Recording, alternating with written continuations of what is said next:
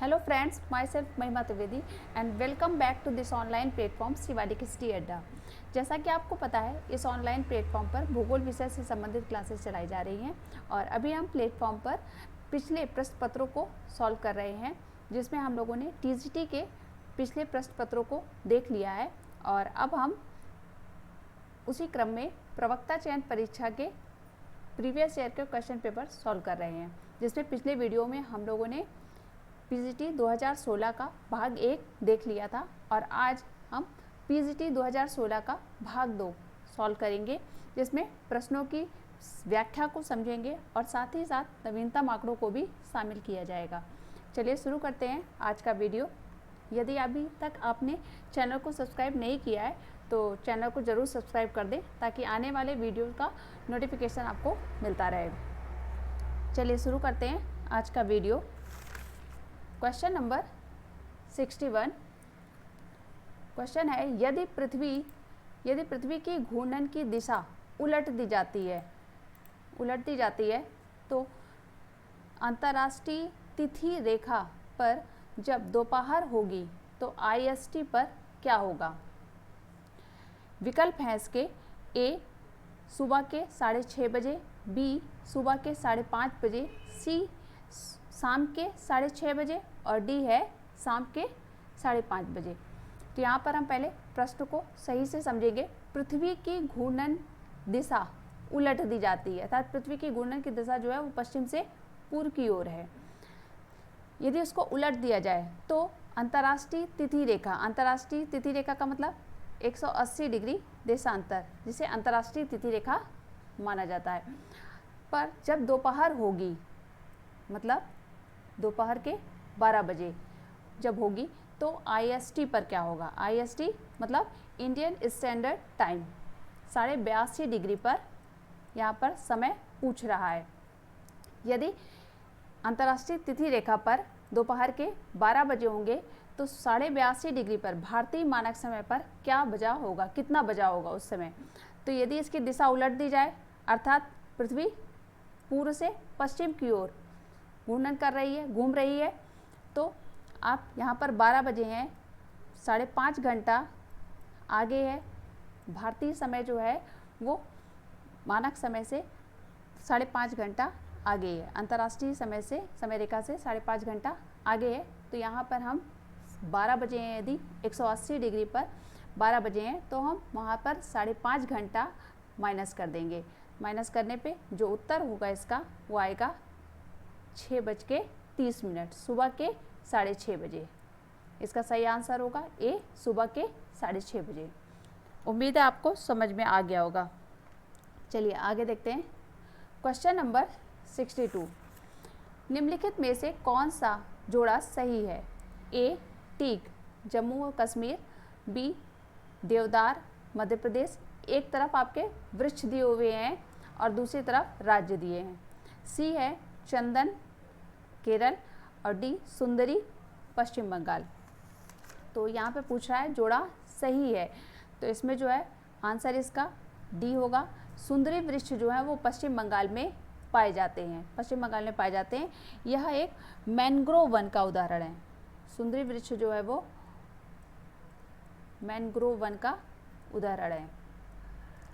अन्य यहाँ पर हम देख लेते हैं, जो टीक वृक्ष है ऐसे सागौन का वृक्ष भी कहते हैं। सागौन यह मुख्य रूप से जम्मू कश्मीर में नहीं पाया जाता है, बल्कि मध्य प्रदेश और महाराष्ट्र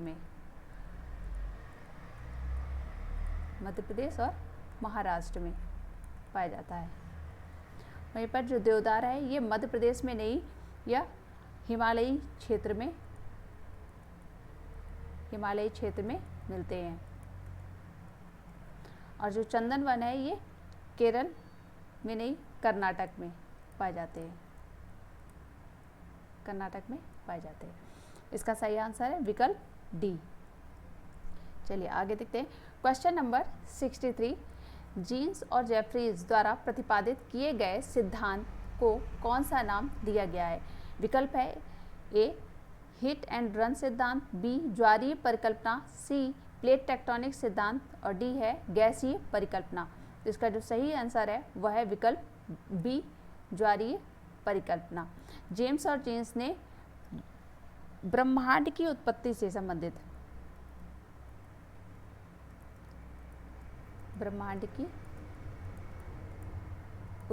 संबंधित सिद्धांत दिया था ज्वारीय परिकल्पना, जिसे नाम दिया गया। और प्लेट टेक्टोनिक जो आपका यहाँ पर दिया है, ये हैरी हेस महोदय ने प्रतिपादित किया था यह सिद्धांत। और गैसीय परिकल्पना या इसे वायव्य राशि परिकल्पना भी कहते हैं, वायव्य राशि परिकल्पना, ये कांट महोदय ने दी थी। सही उत्तर है इसका विकल्प बी, ज्वारीय परिकल्पना। चलिए आगे देखते हैं। क्वेश्चन नंबर 64, भूकंप की कौन सी तरंगे तरल माध्यम से गुजरने के दौरान से अपवर्तित हो जाती है? विकल्प ए पी तरंगे, बी एस तरंगे, सी पी और एस तरंगे दोनों, डी एल तरंगे। इसका जो सही आंसर है विकल्प ए पी तरंगे। पी तरंगे जो है तरल माध्यम में गुजरने के दौरान अपवर्तित हो जाती है, जबकि जो एस तरंगे है वो केवल ठोस माध्यम से ही गुजरती है, ठोस माध्यम से। और पी तरंगे ठोस, तरल एवं गैस तीनों माध्यम से गुजरती है। चलिए आगे देखते हैं। क्वेश्चन नंबर 65, आयन मंडल के बारे में क्या सत्य नहीं है? विकल्प ए है यह रेडियो तरंगों को परिवर्तित करता है, बी यहाँ गैसें आयनिक रूप में होती हैं, सी है यह वातावरण की ठंडी परत है, डी यह मध्य मंडल और तापमंडल के मध्य अध्यारोपित है। यहाँ पे पूछ रहा है सत्य नहीं है, तो इसका जो आंसर है वह है सी, यह वातावरण की ठंडी परत है। ये जो कथन दिया है आयन मंडल के बारे में यह सत्य नहीं है। यहाँ देख लेते हैं, वायुमंडल में विभिन्न परतें पाई जाती हैं। सबसे पहली परत या निचली परत जिसे हम क्षोभ मंडल के नाम से जानते हैं, दूसरी परत जो है वो समताप मंडल के नाम से जानते हैं, तीसरी परत है मध्य मंडल तथा चौथी परत जो है वो तापमंडल है, तापमंडल। ये जो तापमंडल है सबसे ऊपरी परत, इसको पुनः दो भागों में बांटा जाता है, एक है आयन मंडल और दूसरा जो है ये वायुमंडल कहलाता है, वायुमंडल कहलाता है। ये जो आयन मंडल है यह इसकी जो ऊंचाई है वो 80 से 640 किलोमीटर की ऊंचाई पर आयन मंडल का विस्तार है। और यह विद्युत एवं चुंबकीय घटनाएं, यहाँ पर आयन मंडल में विद्युत एवं चुंबकीय घटनाएं घटित होती हैं। और साथ ही साथ यहाँ पर विद्युत आवेशित कणों की अधिकता है। आयन मंडल में विद्युत आवेशित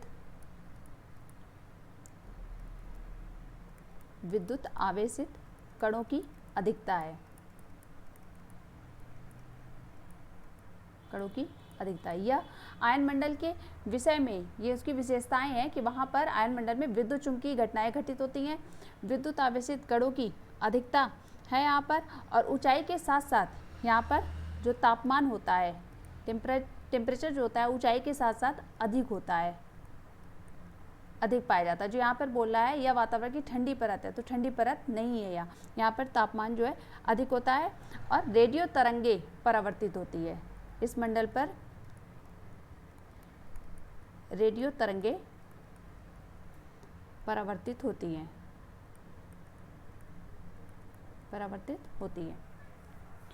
आपको समझ में आ गया होगा। इसका जो सही उत्तर है वह है सी। चलिए आगे देखते हैं।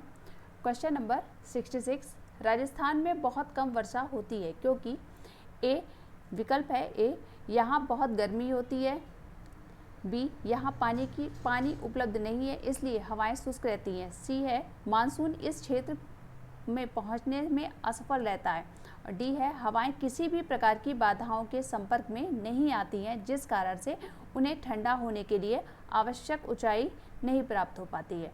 यहाँ पर सही जो आंसर है वह विकल्प डी। यहाँ पर पूछ रहा है राजस्थान में बहुत कम वर्षा होती है क्योंकि हवाएं जो होती हैं किसी भी प्रकार की बाधाओं के संपर्क में नहीं आती है। राजस्थान में यहाँ अरब सागर से उठने वाली जो मानसून शाखाएं हैं वो रास्ते पे यहाँ पर अरावली पर्वत जो पड़ता है उसके समानांतर ही सीधे निकल जाती है, ना कि वहाँ पर कोई स्थलीय अवरोध नहीं होने के कारण ये जो पौने हैं टकराने नहीं पाती हैं और सीधे निकल जाती है, जिसके कारण ये जो राजस्थान है यहाँ पर वर्षा बहुत कम मात्रा में होती है। इसका जो सही आंसर है वह है विकल्प डी। चलिए आगे देखते हैं। क्वेश्चन नंबर 67, अक्टूबर की गर्मी का मुख्य कारण क्या है? विकल्प ए उच्च आर्द्रता से संबंधित उच्च तापमान, बी शुष्क मौसम, सी पवनों का बहुत कम वेग, डी सिंधु गंगा के मैदान पर कम दबाव प्रणाली। इसका सही उत्तर है विकल्प ए उच्च आर्द्रता से संबंधित उच्च तापमान। अक्टूबर की गर्मी का जो मुख्य कारण होता है वह उच्च आर्द्रता, क्योंकि जो इस समय है ये वर्षा का मौसम है, जून जुलाई अगस्त सितंबर जो है वर्षा का मौसम, जिसके कारण पर्याप्त मात्रा में नमी होती है, जगह जगह पानी भरा होता है, जिसके कारण तापमान भी अधिक होता है। तापमान अधिक होता है तो वहाँ पर आर्द्रता अधिक होगी, जिसलिए अक्टूबर में जो गर्मी होती है उमस वाली, उसका मुख्य कारण यही होता है कि उच्च आर्द्रता से संबंधित उच्च तापमान। चलिए आगे देखते हैं। क्वेश्चन नंबर 68, भारत में किस क्षेत्र में ग्रीष्मकालीन मानसून सबसे पहले आता है? विकल्प ए हिमालय, बी पूर्वी घाट, सी पश्चिमी घाट, डी सिंधु गंगा मैदान। सिंधु गंगा मैदान। तो इसका जो सही उत्तर है वह है सी पश्चिमी घाट। भारत में ग्रीष्मकालीन मानसून जो है, ग्रीष्मकालीन मानसून सबसे पहले पश्चिमी घाट में केरल में प्रवेश करता है। सबसे पहले केरल में ग्रीष्मकालीन मानसून जो है दस्तक देता है। सही उत्तर है इसका विकल्प सी। आगे बढ़ते हैं। क्वेश्चन नंबर 69, केरल में कौन सा वन्य जीव रिजर्व हाथियों के लिए जाना जाता है? विकल्प ए पराकल, बी चंद्रप्रभा, सी पेरियार और डी है कान्हा। इसका जो सही उत्तर है वह है पेरियार। विकल्प सी जो है वह पेरियार जो है वो केरल में वन्यजीव रिजर्व जो है वो हाथियों के लिए जाना जाता है। जो कान्हा है ये मध्य प्रदेश में स्थित है और चंद्रप्रभा उत्तर प्रदेश में। चलिए आगे देखते हैं। क्वेश्चन नंबर 70, भारत का धरातल पत्रक कौन तैयार करता है? विकल्प A geological survey of India, B survey of India, C रक्षा मंत्रालय, डी है जियोग्राफिकल सर्वे ऑफ इंडिया। इसका जो सही उत्तर है वो विकल्प बी सर्वे ऑफ इंडिया। भारत का जो धरातल पत्रक है वो सर्वे ऑफ इंडिया द्वारा तैयार किया जाता है। भारतीय सर्वेक्षण विभाग जो है भारत के नक्शे बनाने की और सर्वेक्षण करने वाली जो केंद्रीय एजेंसी है, उसने इसका गठन 1767 में किया और इसका मुख्यालय जो सर्वे ऑफ इंडिया है इसका मुख्यालय देहरादून में है। और ये जो जियोलॉजिकल सर्वे ऑफ इंडिया है इसका मुख्यालय कोलकाता में है। चलिए आगे देखते हैं। Question number 71, Hindustan machine tools limited का एक प्रमुख संयंत्र है। विकल्प ए भोपाल में, बी विशाखापट्टनम में, सी पिंजौर में, डी कोलकाता में। तो इसका सही उत्तर जो है विकल्प सी पिंजौर में। यहाँ पर हिंदुस्तान मशीन टूल्स लिमिटेड के प्रमुख संयंत्र पूछ रहा है तो भारत में इसके 9 इकाई कार्यरत हैं वर्तमान समय में। देख लेते हैं कहाँ पर। पहला है बंगलौर, हैदराबाद,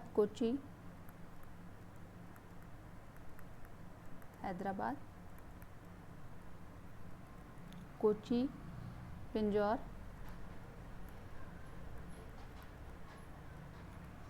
अजमेर,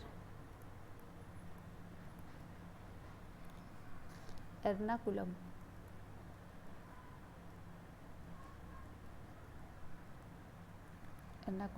रानीबाग, तुमकुर और श्रीनगर। ये जो स्थान है यहाँ पर 9 इकाई है ये, जहाँ पर हिंदुस्तान मशीन टूल्स लिमिटेड की इकाइयाँ कार्यरत हैं। बंगलौर, हैदराबाद, कोची, पिंजौर, अजमेर, एर्नाकुलम, रानीबाग, तुमकुर और श्रीनगर। तो यहाँ पर जो पूछ रहा है यहाँ पर पिंजौर जो इसका सही उत्तर होगा। चलिए आगे देखते हैं। Question number 72। भारत की 2011 की जनगणना के अनुसार देश में सबसे कम लिंग अनुपात किस राज्य में है? विकल्प ए अंडमान निकोबार द्वीप समूह, बी हरियाणा, सी नागालैंड, डी अरुणाचल प्रदेश। इसका जो सही उत्तर है वह है विकल्प बी हरियाणा। हरियाणा में 2011 की जनगणना अनुसार सबसे कम लिंगानुपात पाई गई है और सर्वाधिक लिंगानुपात वाला राज्य है केरल। न्यूनतम लिंगानुपात वाला राज्य है हरियाणा और सर्वाधिक लिंगानुपात वाला राज्य है केरल। चलिए आगे देखते हैं। Question number 73। एक दिन सूर्य पृथ्वी के सबसे निकट होता है तब पृथ्वी के लिए कहा जाता है?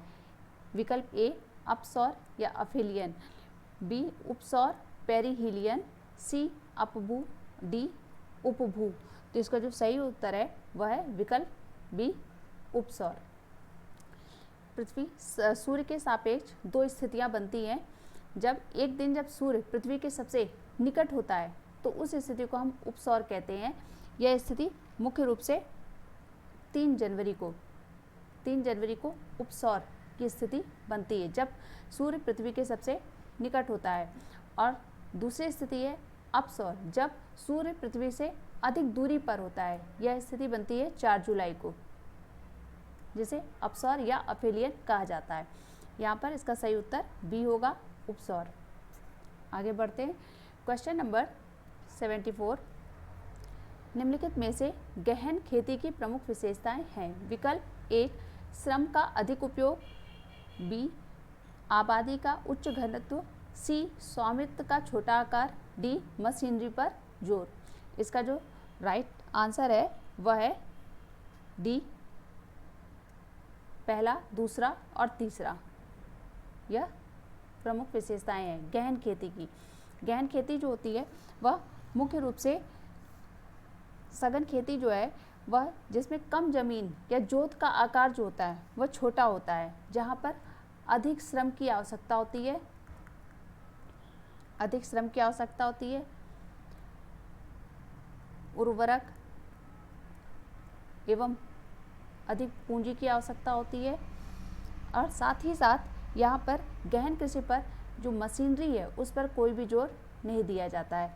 अधिक फसल उत्पादन हेतु अधिक श्रम एवं उर्वरक एवं पूंजी की उपयोगिता होती है वहाँ पर गहन खेती में, लेकिन मशीनरी पर कोई भी जोर नहीं दिया जाता है। इसलिए यहाँ पर सही आंसर जो है वह है विकल्प डी, पहला, दूसरा और तीसरा। चलिए आगे बढ़ते हैं। Question number 75। ऑपरेशन फ्लड किससे संबंधित है? किससे संबंधित था? विकल्प ए बाढ़ नियंत्रण, बी सिंचाई सुविधाओं का प्रावधान, सी अंतर्देशीय जलमार्गों का विकास, डी शहरों में दूध की उपलब्धता में सुधार। इसका सही उत्तर है विकल्प डी, शहरों में दूध की उपलब्धता में सुधार। ऑपरेशन फ्लड जिसे हम दुग्ध क्रांति के नाम से भी जानते हैं, दुग्ध क्रांति के नाम से जानते हैं। और यह इसके जो फादर या पिता वर्गीज कुरियन को कहा जाता है, डॉक्टर वर्गीज कुरियन।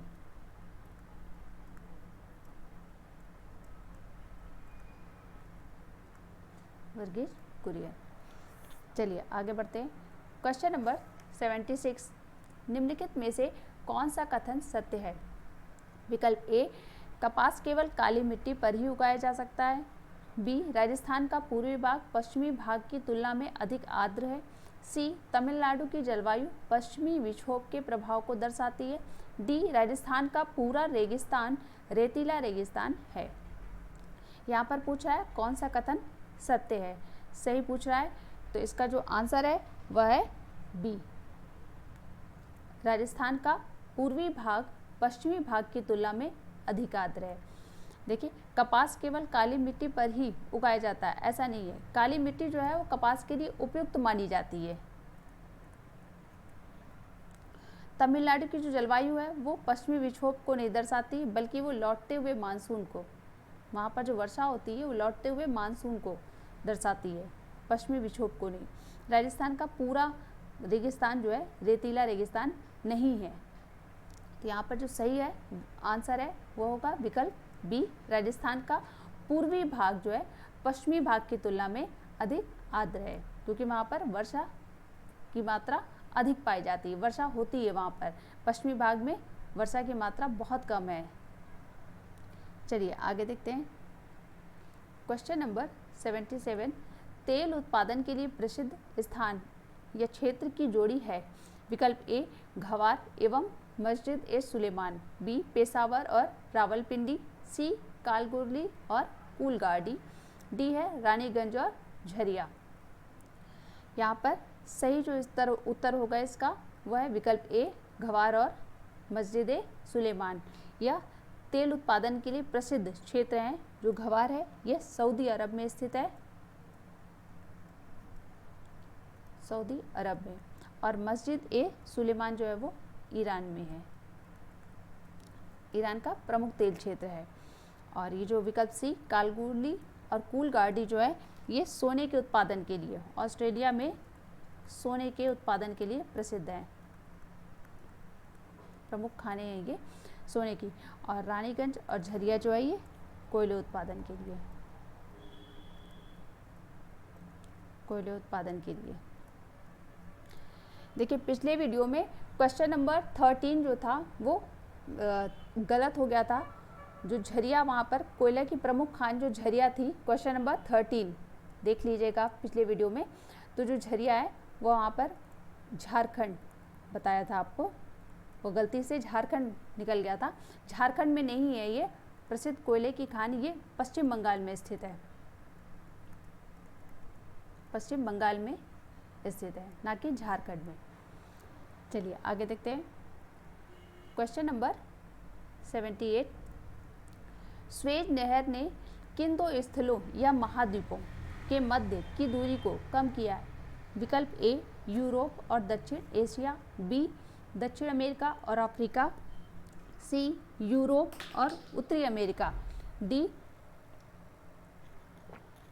ऑस्ट्रेलिया और दक्षिण एशिया। यहाँ पर जो सही आंसर है वो होगा यूरोप और दक्षिण एशिया। विकल्प ए सही उत्तर है इसका। जो स्वेज नहर है वो यूरोप और दक्षिण एशिया के मध्य की दूरी को कम करती है। चलिए आगे बढ़ते हैं। क्वेश्चन नंबर 79, निम्नलिखित कथनों की जांच कीजिए और नीचे दिए गए कोड का इस्तेमाल करके सही उत्तर का चयन कीजिए। विकल्प ए है कथन है ये, तो पहला है सफ़ेद ड्वार्फ बहुत छोटे सितारे होते हैं। दूसरा है सफ़ेद ड्वार्फ का घनत्व किसी भी ज्ञात स्थलीय पदार्थ से अधिक होता है। तीसरा है इसका घनत्व पानी के 10 लाख गुना हो सकता है। चौथा है ड्वार्फ के 1 चम्मच पदार्थ का भार 10 क्विंटल हो सकता है। कोड जो है ए 1, 2, 3 और 4 सही है, बी 1, 3 और 4 सही है, सी है 2, 3 और 4 सही है, डी है 1, 2, 3 सही है। इसका जो सही उत्तर है वह है ए। यहाँ पर पहला, दूसरा, तीसरा, चौथा चारों जो है कथन दिए हुए हैं वह सही है। स्वेज ड्वार्फ के बारे में यह जो है तारे के विकास, तारे की उत्पत्ति, तारों की उत्पत्ति एवं विकास से संबंधित होते हैं। ये जो चारों कथन दिए हैं चारों कथन सत्य है। इसका जो आंसर होगा वो विकल्प एक जो है वह सही है। चलिए आगे देखते हैं। क्वेश्चन नंबर 80, निम्नलिखित में से कौन ग्रह सूर्य से सबसे अधिक दूरी पर है। विकल्प A Varun Neptune, B Arun Uranus, C Shani, D है पृथ्वी। तो यहाँ पर पूछ रहा है सूर्य से सबसे अधिक दूरी पर है, तो इसका आंसर होगा विकल्प ए वरुण। नेपच्यून जो है वह सूर्य से सबसे अधिक दूरी पर है। देखिए सूर्य से दूरी के अनुसार हम ग्रहों की क्रम को देख लेते हैं। ग्रहों के जो सबसे नज़दीक है वह है बुध, फिर उसके बाद है शुक्र, पृथ्वी, मंगल, ये हम नीचे लिख रहे हैं यहाँ पर। फिर उसके बाद बृहस्पति, शनि, अरुण, वरुण। ये जो वरुण है यह सूर्य से सबसे अधिक दूरी पर है और बुध ग्रह जो है वो सूर्य के सबसे नज़दीक ग्रह है। चलिए आगे बढ़ते हैं। क्वेश्चन नंबर 81, सूची 1 का सूची 2 के साथ मिलान कीजिए और नीचे दिए गए कोड का उपयोग करके सही उत्तर का चयन कीजिए। सूची 1 में उपनाम दिए हुए हैं और सूची 2 में ग्रह बताया है। ए हरा ग्रह, बी छल्लेदार ग्रह, सी है लाल ग्रह और डी प्रातः सांध्य तारा। यहाँ पर आपको मिलान करना है, तो चलिए देखते हैं।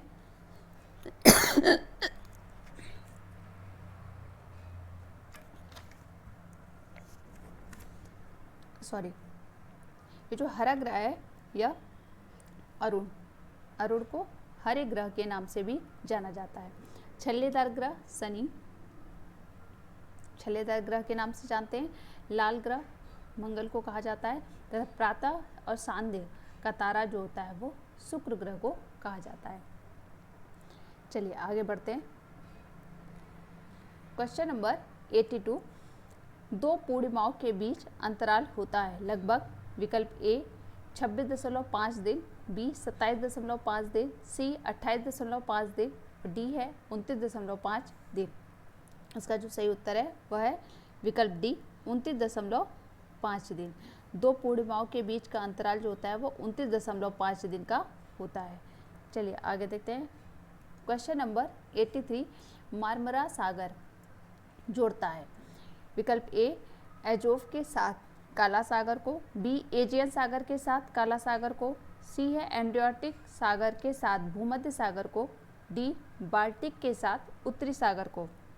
इसका सही उत्तर है विकल्प बी एजियन सागर के साथ काला सागर को। मार्मरा सागर जो है वो एजियन सागर को काला सागर से जोड़ता है। इसका बी जो विकल्प है यह सही आंसर है। चलिए आगे बढ़ते हैं। क्वेश्चन नंबर 84, निम्नलिखित कथनों पर विचार कीजिए और नीचे दिए गए कोड का उपयोग करके सही उत्तर का चयन कीजिए। पहला है रूपांतरित चट्टानें कठोर या नरम हो सकती है। दूसरा, रूपांतरित चट्टानें रूपांतरित चट्टानों में जीवाश्म नहीं होता है। तीसरा है रूपांतरित चट्टानों की खनिज संरचना बदल जाती है। डी है रूपांतरित चट्टानों में धारियां होती है।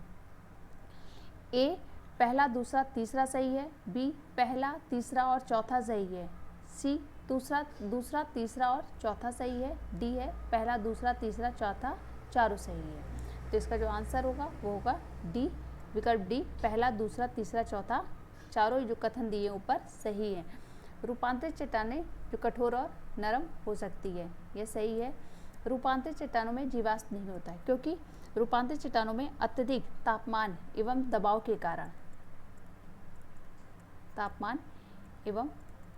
के कारण चट्टानों में जीवाश्म उपस्थित नहीं होता है। रूपांतरित चट्टानों में इन तापमान और दबाव के कारण खनिज संरचना भी बदल जाती है और इनमें धारियां पाई जाती हैं। इस प्रकार से इसका जो चारों कथन है यह सही है। आंसर डी इसका सही होगा। चलिए आगे बढ़ते हैं। क्वेश्चन नंबर 85, निम्नलिखित में से कौन सा ज्वालामुखी से संबद्ध नहीं है। विकल्प ए क्रेटर, विकल्प बी कॉल्डेरा, सी है अर्ग, डी प्यूमिस। यहाँ पर पूछा है संबद्ध नहीं है तो इसका सही आंसर होगा सी अर्ग। अर्ग जो है वो ज्वालामुखी से संबंधित नहीं है, जबकि जो क्रेटर है वो ज्वालामुखी से संबंधित है। क्रेटर क्या होता है, जब ज्वालामुखी के ऊपर कीपाकार आकृति गर्तनुमा एक आकृति बनता है तो उसे क्रेटर कहा जाता है। क्रेटर जब इसी में जल भराव हो जाता है तो इसे क्रेटर झील नाम दिया जाता है। और जो कॉल्डेरा होता है वो क्रेटर का ही विस्तृत रूप है। और ये जो प्यूमिस है ये एक प्रकार का जला हुआ स्टोन, ज्वालामुखी में जो निकलता है मैग्मा उसी में जला हुआ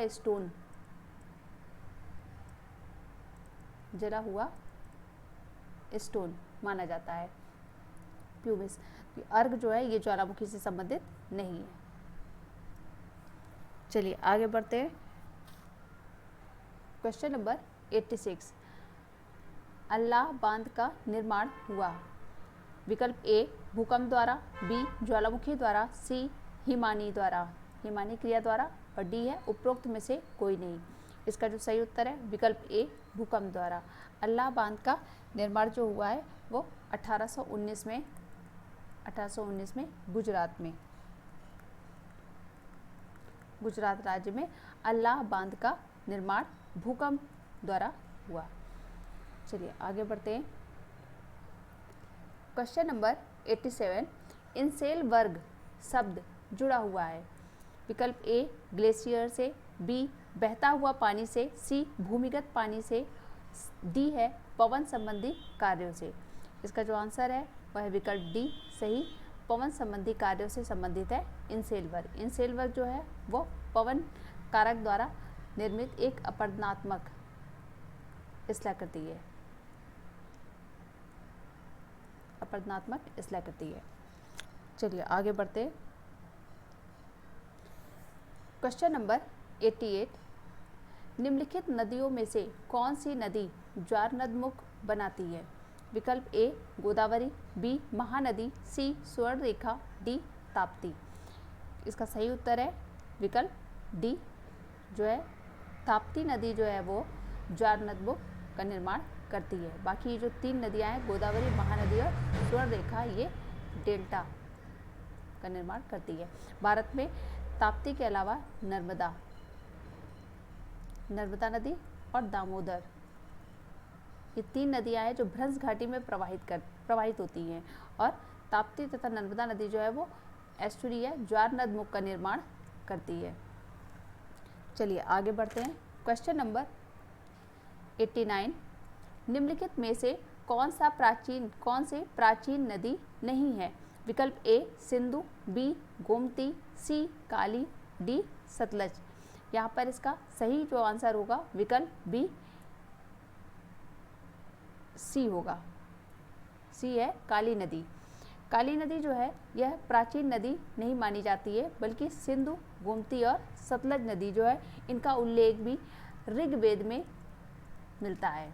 जिसे सिंधु नदी को गोमती नदी को गोमल नदी से उल्लेखित किया गया है ऋग्वेद में, और सतलज नदी को सतुद्री नदी के नाम से जाना गया है, जबकि काली नदी का उल्लेख एक भी बार नहीं किया गया, इसलिए इसे प्राचीन नदी के रूप में नहीं जाना जाता है। इसका सही आंसर है सी। चलिए आगे देखते हैं। क्वेश्चन नंबर 90, गुटेनबर्ग असंबद्धता किन्हें अलग करती है। विकल्प ए ऊपरी क्रस्ट और निचला क्रस्ट, विकल्प बी है बाह्य अंतरतम और मैंटिल, सी है आंतरिक अंतरतम और बाह्य अंतरतम, डी है निचला क्रस्ट और मैंटिल। इसका जो सही आंसर है वह है विकल्प बी, बाह्य अंतरतम और मैंटिल के मध्य गुटेनबर्ग असंबद्धता पाई जाती है। यहाँ पर और हम प्रमुख असंबद्धता को देख लेते हैं। ये है आपका क्रस्ट जिसमें अपर क्रस्ट और लोअर क्रस्ट होता है ये मेंटल, अपर मेंटल और लोअर मेंटल, अपर कोर और इनर कोर। देखिए क्रस्ट के मध्य, अपर क्रस्ट और लोअर क्रस्ट के मध्य जो पाई जाती है असंबद्धता उसे कोन रॉड कहते हैं, कोन रॉड असंबद्धता। और वहीं पर लोअर क्रस्ट और अपर मेंटल, लोअर क्रस्ट और अपर मेंटल के मध्य जो पाई जाती है उसे मोहो असंबद्धता कहते हैं। फिर अपर मेंटल और लोअर मेंटल के मध्य जो असंबद्धता पाई जाती है उसे रेपेटी असंबद्धता कहा जाता है। फिर लोअर मेंटल और अपर कोर के मध्य यहाँ पर जो असंबद्धता पाई जाती है उसे गुटेनबर्ग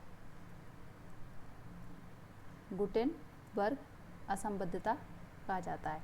फिर अपर कोर और लोअर कोर के मध्य जो असंबद्धता पाई जाती है उसे लेहमैन लेहमैन असंबद्धता कहा जाता है। इसे आप नोट कर लीजिए क्योंकि इसमें बहुत कन्फ्यूज़न होती है, जब ये पूछता है तो इन्हें नोट करके ज़रूर याद कर लीजिए। तो इसका जो सही आंसर है इस क्वेश्चन का, जो गुटेनबर्ग असंबद्धता है वह बाह्य अंतरतम और मेंटल के मध्य पाई जाती है। ये बाह्य अंतरतम है, ये देखिए ये क्रस्ट है, ये मेंटल है और ये कोर है।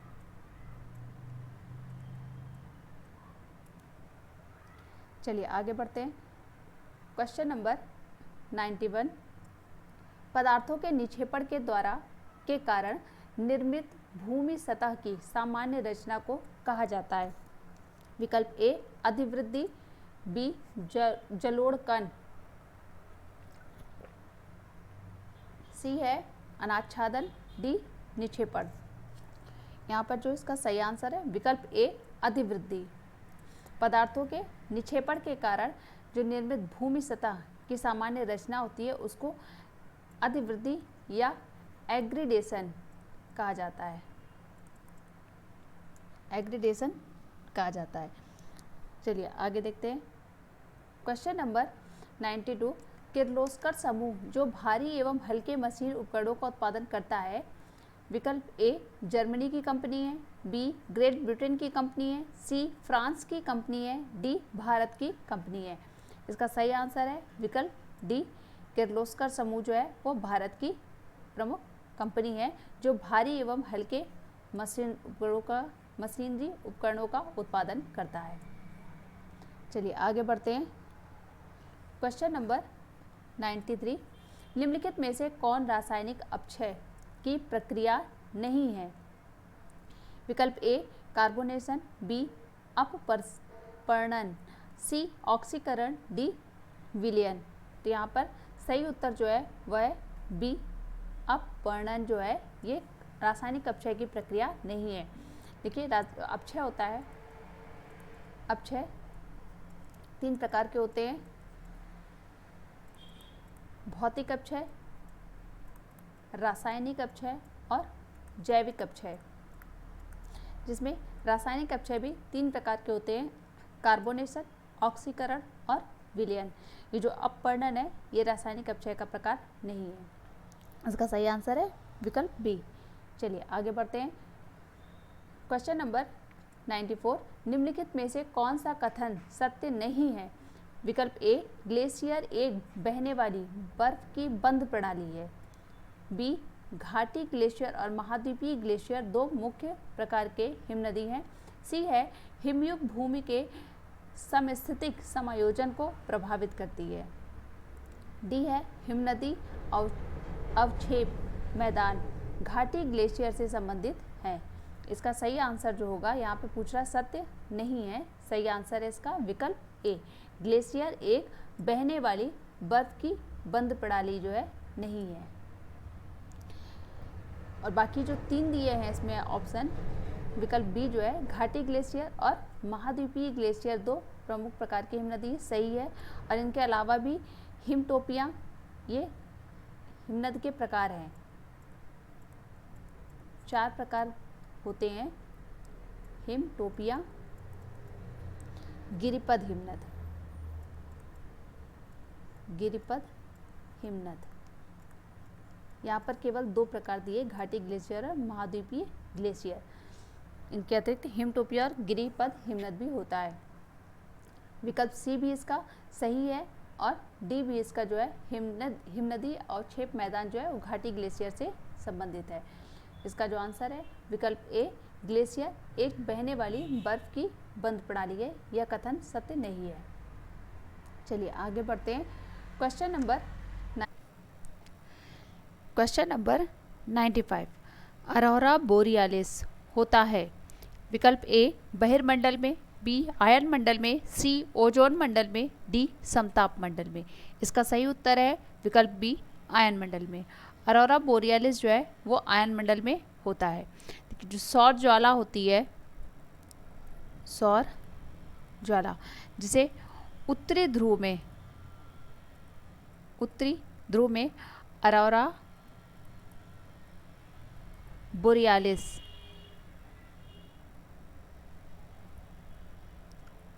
अरोरा बोरियालिस, और दक्षिणी ध्रुव में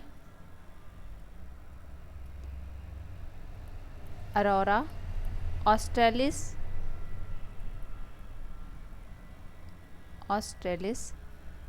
के नाम से जानते हैं। यह आयनमंडल में होता है। इसका जो आंसर है वो विकल्प बी सही होगा। चलिए आगे देखते हैं।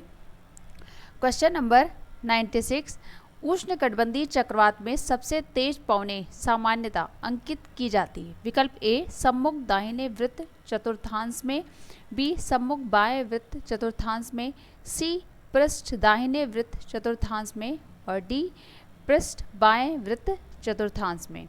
इसका जो सही उत्तर है वह है ए, विकल्प ए सम्मुख दाहिने वृत्त चतुर्थांश में। उष्णकटिबंधीय चक्रवात जो है वह कर्क रेखा और मकर रेखा के मध्य, इनकी उत्पत्ति, उष्णकटिबंधीय चक्रवात की उत्पत्ति कर्क रेखा एवं मकर रेखा के मध्य, मकर रेखा के मध्य उत्पन्न होते हैं ये चक्रवात। और ये पौने जो होती हैं इनमें, उष्णकटिबंधीय चक्रवात में पौने सामान्यतः सम्मुख दाहिने वृत्त चतुर्थांश में सबसे तेज अंकित की जाती है। इसका सही आंसर है विकल्प ए। चलिए आगे बढ़ते हैं। क्वेश्चन नंबर 97, निम्न सतहों में से किसकी अल्बीडो दर, सतह की प्रतिबिंबित गुणवत्ता सबसे अधिक है? विकल्प ए झील, बी बर्फ की चादर, सी चावल के खेत, डी है गेहूं का खेत। इसका जो सही आंसर है वह है विकल्प बी बर्फ की चादर। अल्बीडो, अल्बीडो क्या होता है? किसी भी सतह से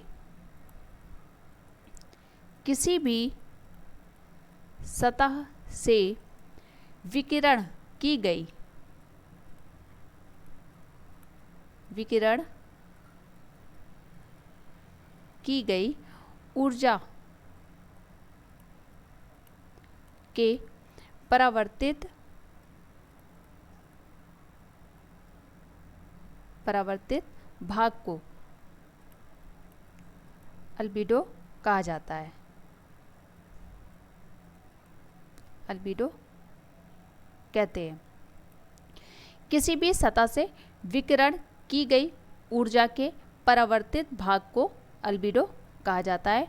यहाँ पर बर्फ़ की चादर जो है उसका अल्बीडो दर सबसे अधिक होता है। और यहाँ पर हम देख लेते हैं पृथ्वी की सतह का औसत अल्बीडो कितना होता है। पृथ्वी की सतह का औसत अल्बीडो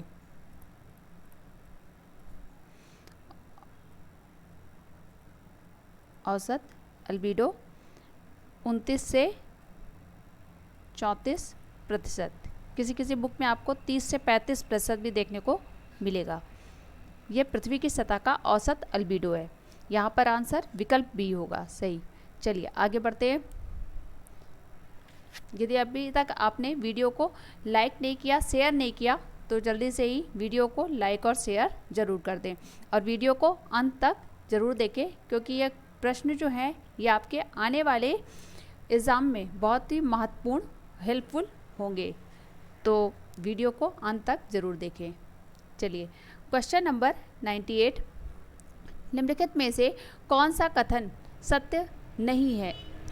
ए, विकल्प ए है उत्तरी गोलार्ध की तुलना में दक्षिणी गोलार्ध में अधिक वर्षा अंकित की गई। बी, अधिकतम वर्षा भूमध्य रेखा के समीप लगभग 10 से 20 डिग्री चौड़ाई वाले क्षेत्र में होती है। सी है उत्तर और दक्षिण में 20 डिग्री से 30 डिग्री के मध्य कम वर्षा अंकित की गई है। डी है अक्षांश 0 डिग्री से 10 डिग्री दक्षिण में अक्षांश 0 से 10 डिग्री उत्तर की अपेक्षा अधिक वर्षा अंकित होती है, अधिक वर्षा होती है। इसका जो सही आंसर है वो है विकल्प डी। विकल्प डी जो है यह सत्य नहीं है। 0 से 10 डिग्री उत्तर और दक्षिण दोनों गोलार्धों में उत्तर से 0 से 10 डिग्री उत्तर और दक्षिण दोनों गोलार्ध में। यहाँ पर बोला है दक्षिण की अपेक्षा उत्तर की अपेक्षा दक्षिण में अधिक वर्षा होती है, तो यह कथन सत्य नहीं है। सर्वाधिक वर्षा जो होती है वह भूमध्य रेखा के दोनों ओर, सर्वाधिक वर्षा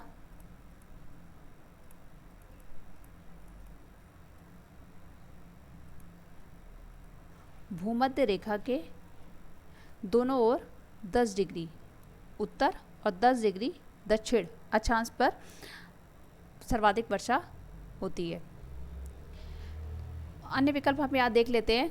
यहाँ बोला है उत्तरी गोलार्ध की तुलना में दक्षिणी गोलार्ध में अधिक वर्षा अंकित की गई है, यह कथन सही है।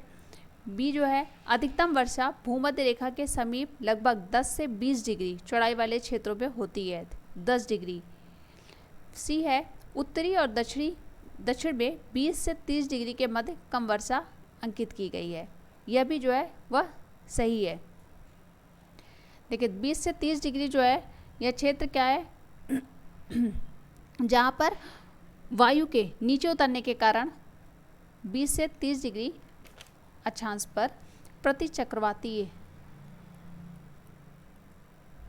दशाएं उत्पन्न होती हैं, जिसके कारण यहाँ पर वर्षा बहुत कम या वर्षा कम होने के कारण यहाँ पर विश्व के सभी उष्ण मरुस्थल पाए जाते हैं।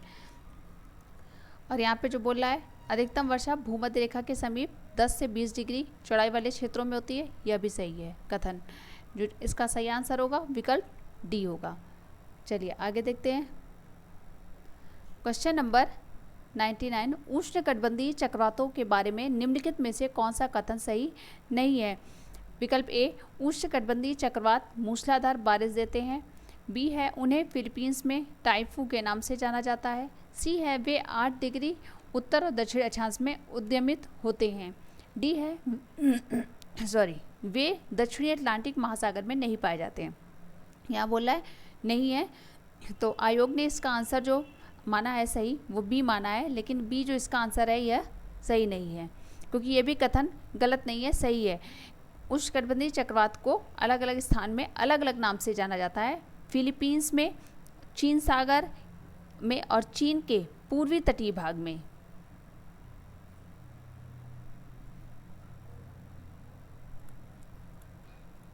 चीन सागर, चीन के पूर्वी तटीय भाग और फिलीपींस में तथा दक्षिण पूर्वी एशिया में, पूर्वी एशिया में उष्णकटिबंधीय चक्रवात को टाइफून के नाम से जाना जाता है। ये जो कथन यहाँ पे बोल रहा है उन्हें फिलीपींस में टाइफून के नाम से जाना जाता है, ये सही है, गलत नहीं है, लेकिन आयोग ने इसका आंसर बी माना है। अन्य कथन इसके सही है। उष्णकटिबंधीय चक्रवात मूसलाधार बारिश देते हैं, सही है। ये जो उष्णकटिबंधीय चक्रवात है ये 8 डिग्री उत्तर और दक्षिण अक्षांश में उद्यमित होते हैं, यह भी सही है। और ये अटलांटिक महासागर में नहीं पाए जाते हैं। इस प्रकार से यहाँ पे आयोग ने इसका आंसर माना है, लेकिन ये गलत है। ठीक है, ये जो कथन दिया है ये सही है। टाइफून कहा जाता है फिलीपींस में इसको।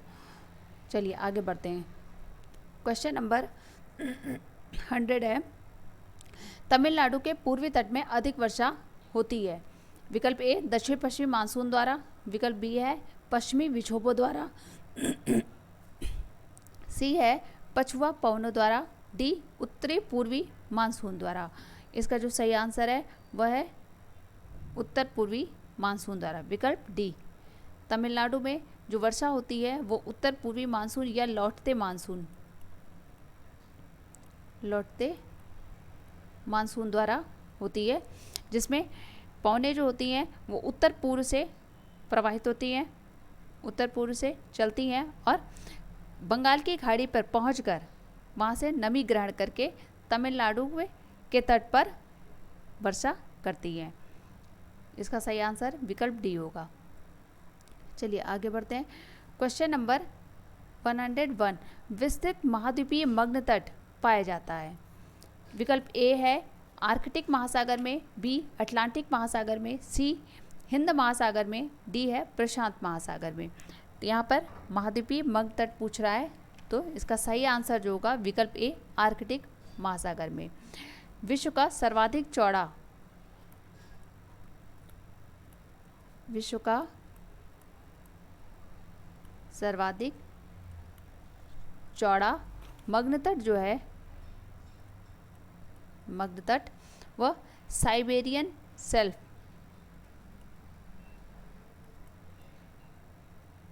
साइबेरियन सेल्फ है, जिसकी चौड़ाई जो है वो लगभग 1500 मीटर है। यह आर्कटिक महासागर में है, आर्कटिक महासागर में।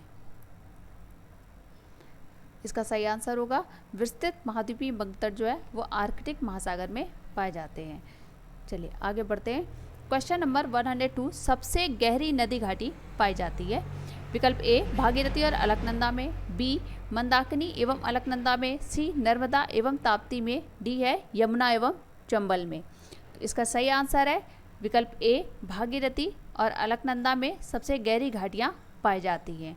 वहीं जो मंदाकिनी और अलकनंदा, भागीरथी और अलकनंदा का जो संगम स्थल है वह है देवप्रयाग।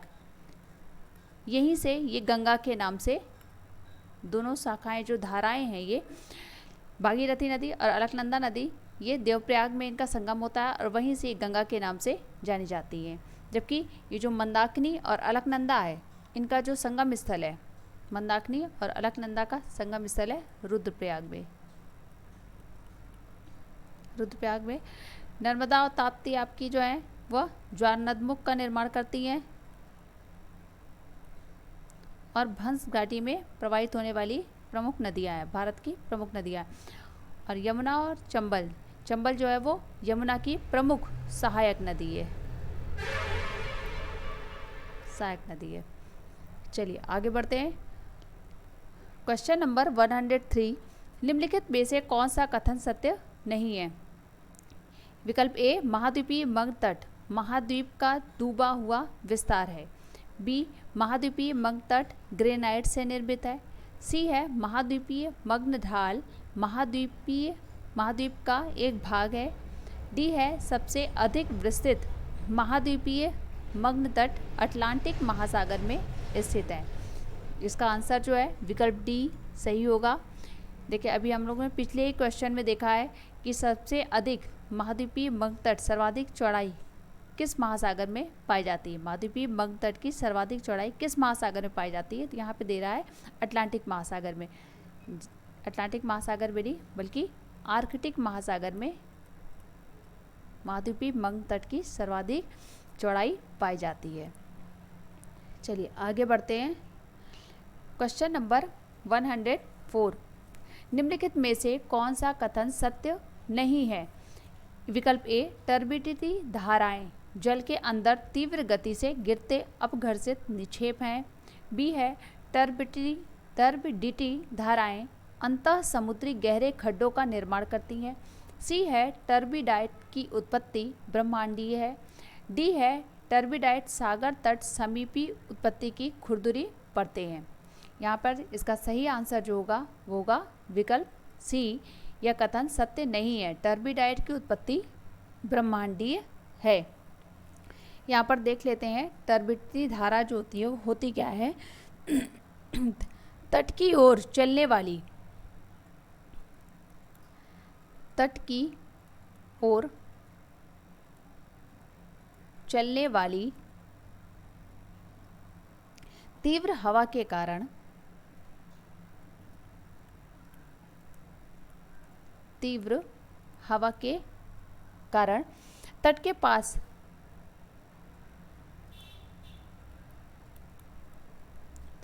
अपार जल राशि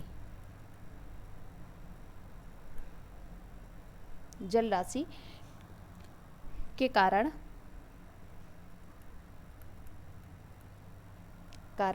सागर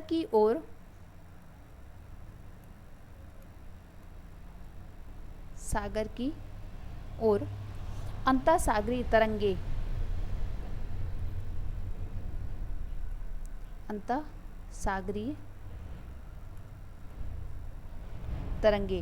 चलने लगती हैं जिनमें पर्याप्त मात्रा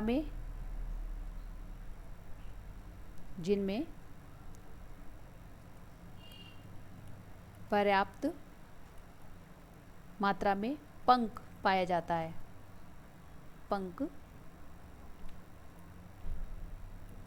है।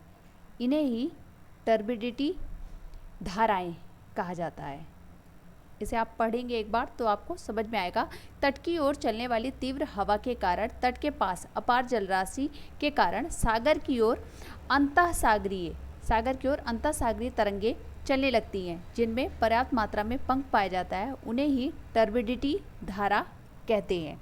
और ये जो टर्बिडिटी धाराएं होती हैं, इन्हीं से अंतः समुद्री गहरे खड्डों का निर्माण भी होता है।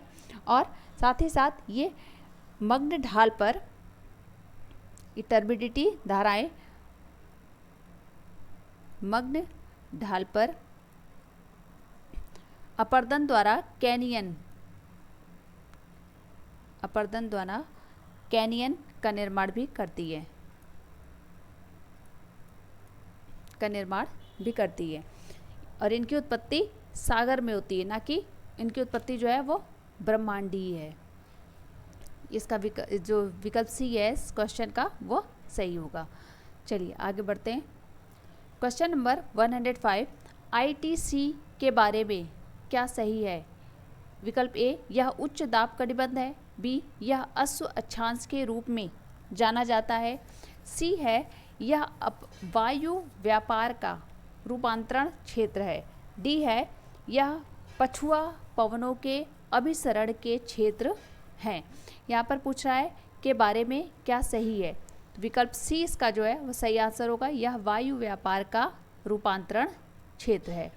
ITCZ सुना होगा आपने नाम इसका, ITCZ इसे कहते हैं inter tropical convergence zone, ITCZ, जो कि अभिसरण क्षेत्र, उष्णकटिबंधीय अभिसरण क्षेत्र जो है यह विषुवत वृत्त में पाए जाते हैं। यह एक निम्न दाब वाला क्षेत्र है। ITCZ जो है निम्न दाब वाला क्षेत्र है। यहाँ पर क्या होता है कि व्यापारिक पौने जो होती हैं, उत्तर पूर्व और दक्षिण पूर्व से आने वाली व्यापारिक पौने यहाँ पर आकर मिलती हैं। और निम्न दाब के कारण अत्यधिक तापमान और निम्न दाब के कारण वायु जो है उत्तरी गोलार्ध और दक्षिणी गोलार्ध से आने वाली व्यापारिक पौने ऊपर की ओर उठती हैं। उठने के कारण वहाँ पर संवहनी वर्षा होती है। इस प्रकार से इसका जो विकल्प है वो सी वो सही होगा कि यह वायु व्यापारिक हवाओं का रूपांतरण क्षेत्र है। चलिए आगे देखते हैं। क्वेश्चन नंबर 106, निम्नलिखित में कौन ठंडी जलधारा है? विकल्प ए अगुलहास, बी एंटील्स, सी है हम्बोल्ट, डी कुरोशिवो। इसका जो सही आंसर है वह है, पूछ रहा है यहाँ पर ठंडी जलधारा है, तो ये जो हम्बोल्ट है वह ठंडी जलधारा है। अन्य जो अगुलहास है, एंटील्स है, कुरोशिवो, ये गर्म जलधाराएं हैं। हम्बोल्ट ठंडी जलधारा है जिसकी उत्पत्ति पेरू के तट पर दक्षिण अमेरिका के पश्चिमी तट पर यह जलधारा पाई जाती है। पश्चिम तट पर हम्बोल्ट ठंडी जलधारा है। चलिए आगे बढ़ते हैं। अन्य देख लेते हैं। अगुलहास जो है यह हिंद महासागर में पाई जाती है। हिंद महासागर की एक गर्म जलधारा है। एंटील्स जो है ये अटलांटिक महासागर की गर्म जलधारा, और कुरोशिवो जो है यह प्रशांत महासागर की गर्म जलधारा है। चलिए आगे बढ़ते हैं। क्वेश्चन नंबर 107, परिहिमानी प्रक्रियाओं द्वारा निर्मित गुंबदाकार लघु प्रकीर्ण पहाड़ियाँ पिंगो पाई जाती हैं। विकल्प ए अलास्का में, बी जर्मनी में, सी मैक्सिको में, डी चीन में। इसका जो सही आंसर है वह है विकल्प ए अलास्का में। पिंगो जो है यह परिमाणी प्रक्रिया द्वारा निर्मित गुंबदाकार लघु प्रकीर्ण पहाड़ियाँ हैं जिन्हें पिंगो के नाम से जानते हैं। ये अलास्का में, इनके अतिरिक्त कनाडा में, ग्रीनलैंड, नॉर्वे, साइबेरिया,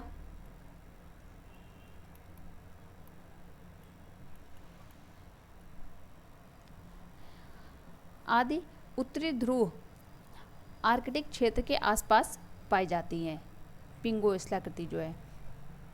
चलिए आगे बढ़ते हैं।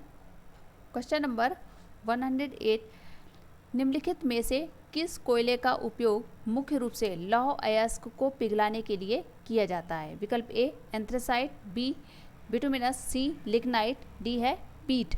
इसका जो सही आंसर है वह है विकल्प बी बिटुमिनस। बिटुमिनस जो है लौह अयस्क को पिघलाने के लिए बिटुमिनस कोयले का प्रयोग किया जाता है। चलिए आगे बढ़ते हैं। क्वेश्चन नंबर 109 है, निम्नलिखित लौह अयस्क उत्पादकों को अवरोही क्रम में व्यवस्थित कीजिए तथा नीचे दिए गए कोड का उपयोग करके सही उत्तर का चयन कीजिए। पहला है ऑस्ट्रेलिया, दूसरा ब्राज़ील, तीसरा चीन, चौथा है भारत।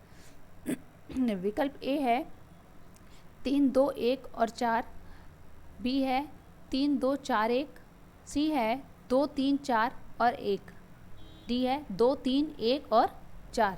यहाँ पर ये लौह अयस्क उत्पादक दिए हुए हैं जिनको अवरोही क्रम में लगाना है। यहाँ पर नवीनतम आंकड़ों के अनुसार यदि हम देखते हैं तो सबसे पहले स्थान पर है ऑस्ट्रेलिया, दूसरे स्थान पर चीन है लौह अयस्क उत्पादन में, तीसरे स्थान पर है ब्राज़ील और भारत का चौथा स्थान है लौह अयस्क उत्पादन में। तो क्रम होगा इसका पहला, तीसरा, दूसरा और चौथा।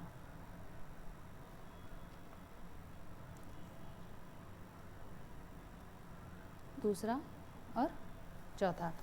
ये यहाँ पर आंसर में नहीं दिया है विकल्प में, उस समय अलग रहा होगा आंसर। हम नए आंकड़ों के अनुसार देख रहे हैं तो यहाँ पर इसका क्रम जो होगा वो पहला, तीसरा, दूसरा और चौथा है।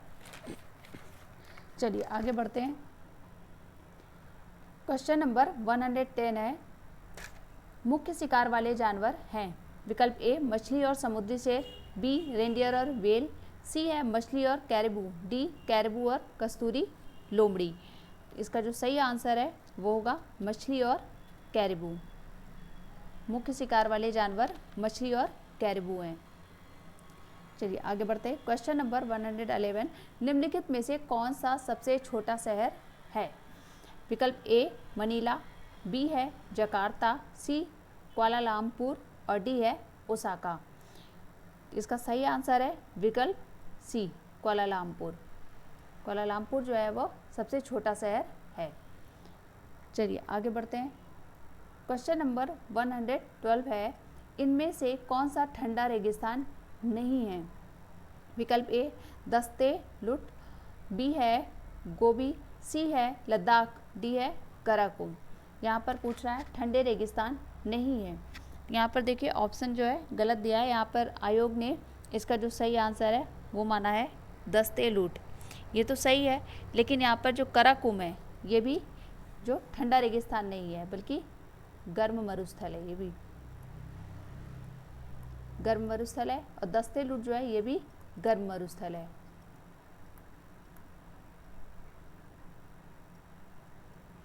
गर्म मरुस्थल है। दस्ते लूट जो है आपका वो ईरान में है और कराकुम तुर्कमेनिस्तान में है।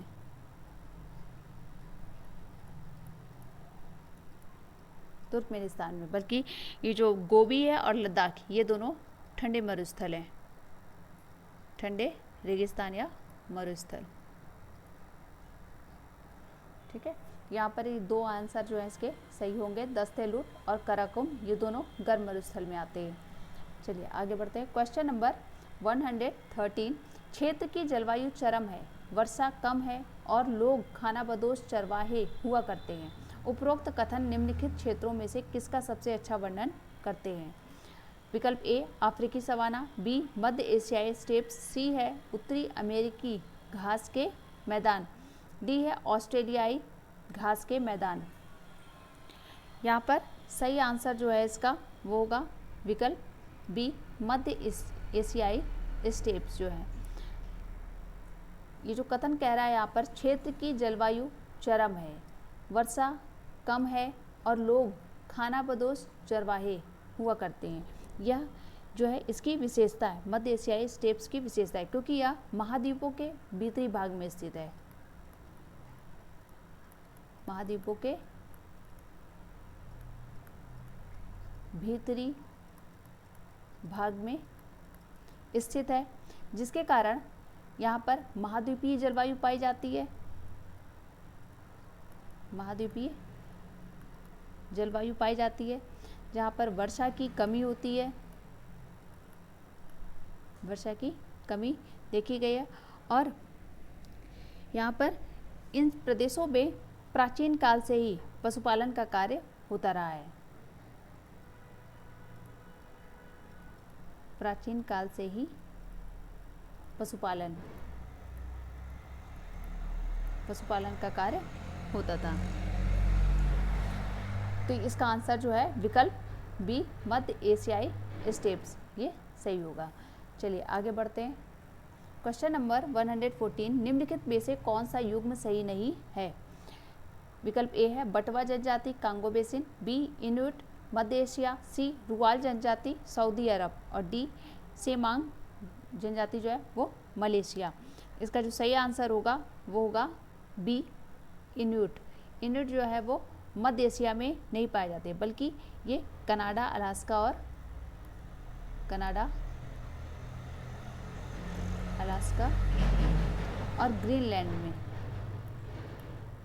ग्रीनलैंड में ये जनजातियाँ पाई जाती है, मध्य एशिया में नहीं। अन्य जो जनजातियाँ दी हुई हैं वह सही, इनके जो जोड़े हैं वो सही है। बटवा जनजाति कांगो बेसिन में, रुवाल जनजाति सऊदी अरब में और सेमांग जनजाति जो है वो मलेशिया में पाई जाती है। चलिए आगे बढ़ते हैं। क्वेश्चन नंबर 115, केम की संरचना होती है? विकल्प ए पंख से, बी है गुलाब से, सी बजरी से, डी उपरोक्त में से कोई नहीं। इसका जो सही आंसर है विकल्प सी बजरी से। केम जो है यह हिमानी द्वारा निर्मित स्थलाकृति है। केम यह एक पहाड़ी जैसी अनियमित संरचना होती है, पहाड़ी की नुमाई होती है, इनकी संरचना पाई जाती है और यह मुख्य रूप से बजरी,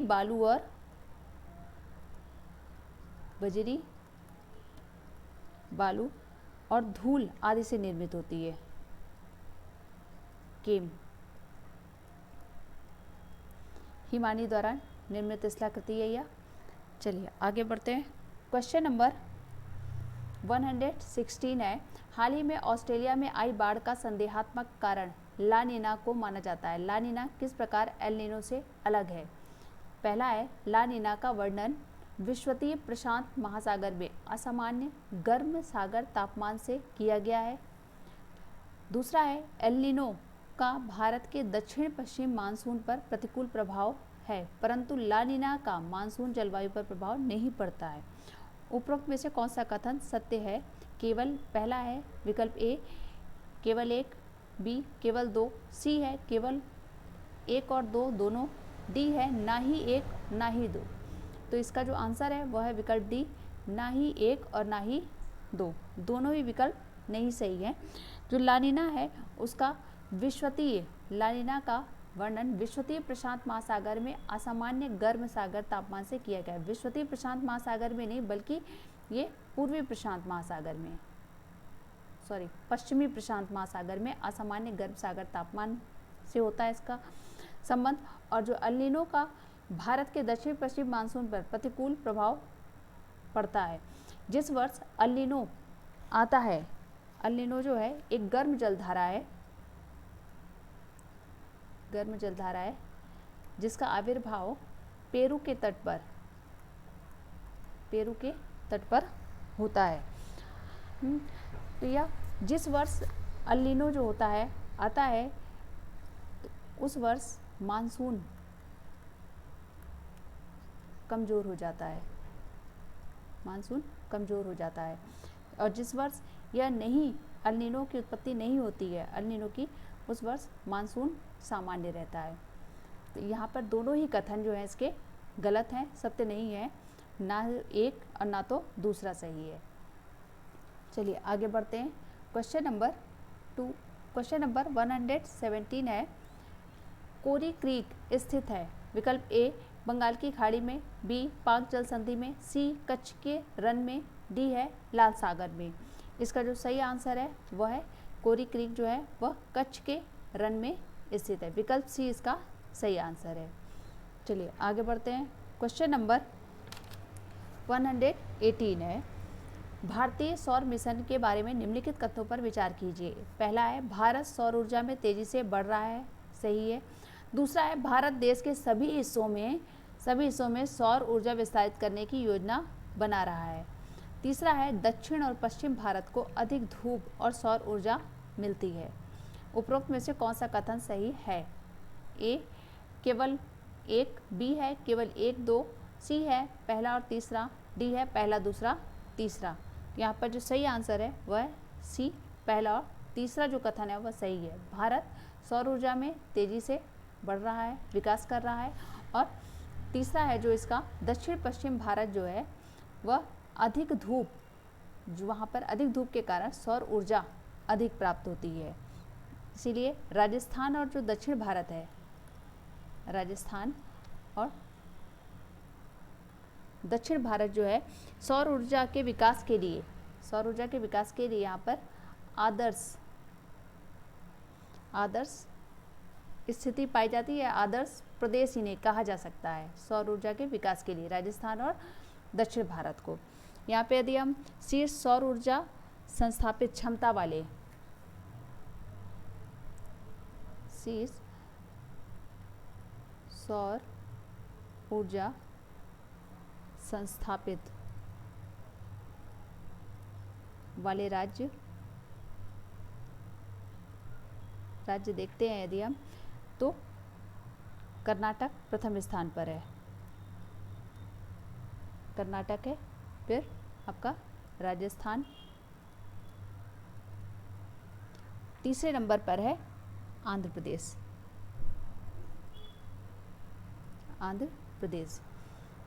प्रथम स्थान पर कर्नाटक, दूसरे स्थान पर राजस्थान और तीसरे स्थान पर है आंध्र प्रदेश। इस प्रकार से इस क्वेश्चन का विकल्प सी जो है वह सही आंसर होगा। चलिए आगे बढ़ते हैं। क्वेश्चन नंबर 119, भारतीय मानक रेखा 80 डिग्री निम्नलिखित में से किस राज्य से होकर नहीं गुजरती है? भारतीय मानक रेखा जो है वो 82 है, 80 नहीं। विकल्प ए है आंध्र प्रदेश, बी है छत्तीसगढ़, सी है मध्य प्रदेश और डी है तमिलनाडु। यहाँ पर पूछ रहा है किस राज्य से होकर नहीं गुजरती है, तो सही आंसर इसका जो है विकल्प डी होगा, तमिलनाडु। भारतीय मानक रेखा जो है वह भारत के 5 राज्यों से होकर गुजरती है। यहाँ 5 राज्य देख लेते हैं, उत्तर प्रदेश, मध्य प्रदेश, उड़ीसा,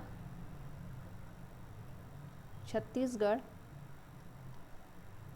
और आंध्र प्रदेश। इन 5 राज्यों से होकर गुजरती है, ना कि तमिलनाडु से। सही आंसर विकल्प डी होगा। चलिए आगे बढ़ते हैं।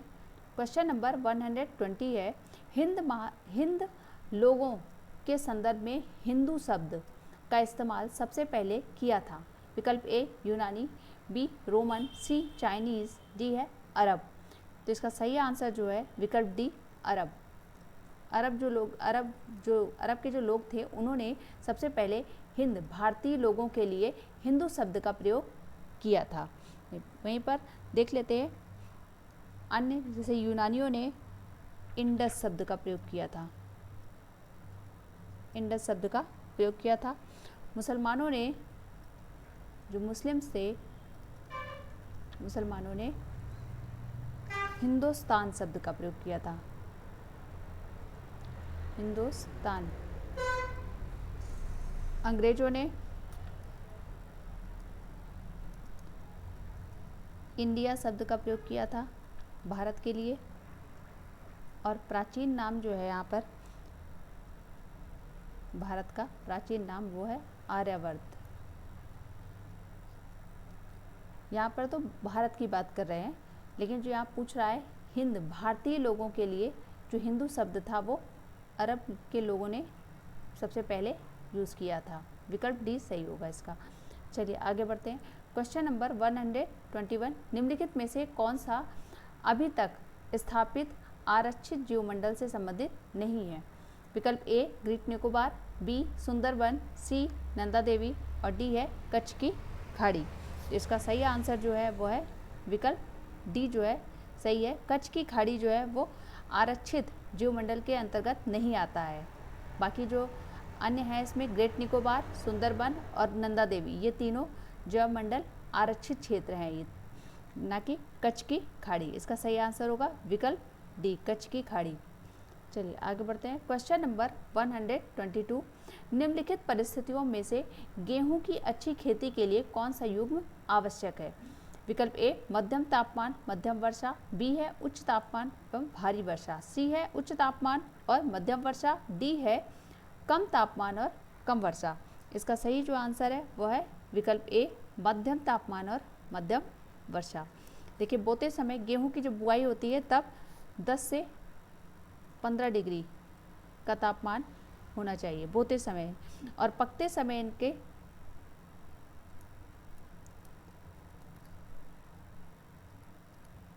पकते समय 20 डिग्री सेंटीग्रेड का तापमान होना चाहिए, और वर्षा 50 से 80 सेंटीमीटर होती है। इस प्रकार से इसका जो सही आंसर है मध्यम तापमान और मध्यम वर्षा की आवश्यकता होती है गेहूं की अच्छी खेती के लिए। चलिए आगे बढ़ते हैं। क्वेश्चन नंबर 123, निम्नलिखित में से कौन सा स्थान पेपर विनिर्माण उद्योग के लिए जाना जाता है? पहला है यमुनानगर, दूसरा बल्लारपुर, तीसरा रायगढ़ और चौथा है सतना। नीचे दिए गए कोड का उपयोग कर सही उत्तर चुनें। ए है 1, 2 और 3, बी है 1, 2 और 4, सी है 1, 3 और 4, डी है 2, 3 और 4। इसका जो सही आंसर है वो है विकल्प ए 1, 2 और 3। यमुनानगर, बल्लारपुर और रायगढ़ जो है वो पेपर विनिर्माण उद्योग से संबंधित हैं। यमुनानगर जो है आपका वो है हरियाणा में, बल्लारपुर है आपका महाराष्ट्र में, और रायगढ़ उड़ीसा में है। और जो सतना है आपका ये मध्य प्रदेश में है, और यह मुख्य रूप से सीमेंट उद्योग के लिए जाना जाता है। सतना सीमेंट उद्योग के लिए प्रसिद्ध है। इसका आंसर होगा विकल्प ए 1, 2 और 3। चलिए आगे बढ़ते हैं। क्वेश्चन नंबर 124, बॉम्बे से कहाँ जाने के लिए स्वेज नहर से होकर नहीं गुजरना पड़ेगा? विकल्प ए अलेक्जेंड्रिया, बी है स्वेज, सी है पोर्ट सईद और डी है बेगाजी। इसका जो सही आंसर है वो होगा विकल्प बी स्वेज। बॉम्बे से स्वेज जाने के लिए हमें स्वेज नहर से होकर नहीं गुजरना पड़ेगा। स्वेज नहर जो है वो भूमध्य सागर से लाल सागर को जोड़ती है। इसके उत्तर में पोर्ट सईद और दक्षिण में पोर्ट स्वेज स्थित है। तो मुंबई से जब आपको पोर्ट स्वेज जाना होगा तब आपको स्वेज नहर से होकर नहीं गुजरना होगा। चलिए आगे बढ़ते हैं। क्वेश्चन नंबर 125, विश्व की लगभग 50% जनसंख्या किस अक्षांश के बीच केंद्रित है?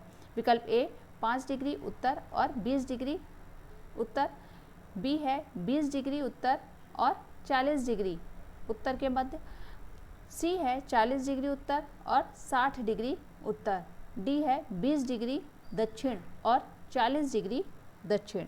इसका जो सही आंसर है वो है विकल्प बी।